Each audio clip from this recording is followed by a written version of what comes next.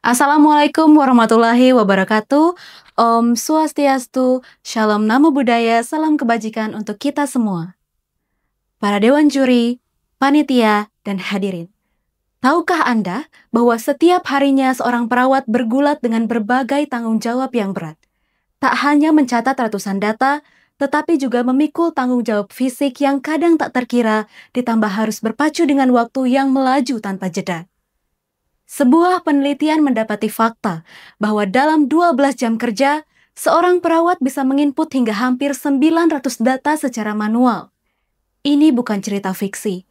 Ini adalah realita yang benar-benar terjadi. Alih-alih menyelamatkan nyawa, hal ini justru dapat merenggut detik-detik berharga saat perawat harusnya hadir memberi rasa, bukan sibuk menulis data. Disinilah teknologi seharusnya hadir, bukan sebagai alat bantu semata, tetapi sebagai mitra kerja. Pemanfaatan AI, robotika, dan Internet of Things adalah salah satu jalan keluarnya. Namun pertanyaannya adalah, apakah kita sudah siap untuk hidup berdampingan dengannya? Saya Rita Dianti dari Stikes Bina Usada Bali mengajak seluruh insan keperawatan untuk berevolusi, menjembatani teknologi dan kemanusiaan.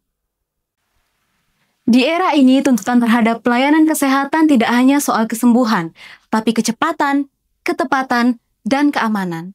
Ini bukan hanya persoalan fisik, tapi sistemik. Di tengah tuntutan dokumentasi, pemantauan tanda vital, dan pelayanan langsung, perawat seakan dipaksa membelah diri. Dampaknya, risiko kesalahan medis, keterlambatan intervensi, hingga burnout meningkat. Jika cara kerja tidak berubah, maka sistem keperawatan akan mengalami kewalahan menghadapi masalah yang kian bertambah, terutama di era populasi menua dan penyakit kronis yang makin kompleks. Inilah saatnya teknologi diberdayakan. Artificial Intelligence atau AI dapat digunakan sebagai sistem deteksi dini komplikasi.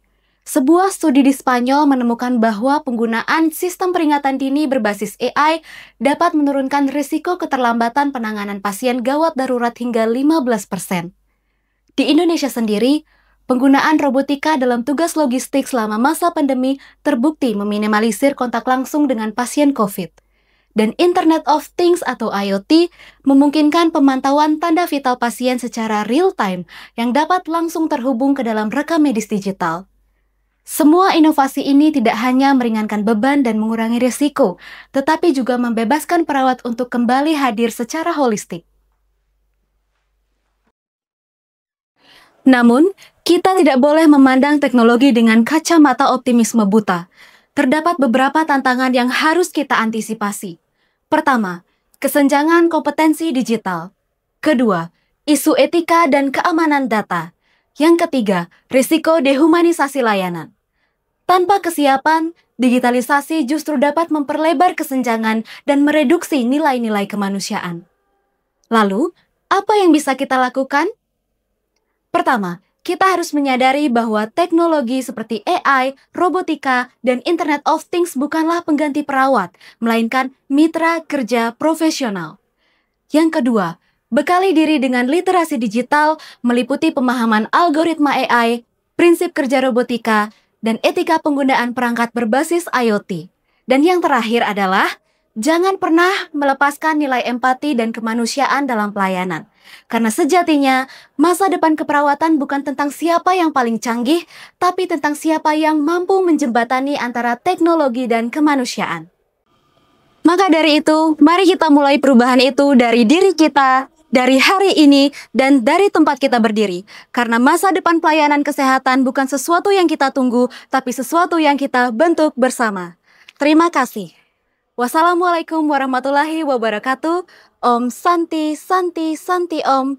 Shalom Namo Buddhaya, salam kebajikan untuk kita semua.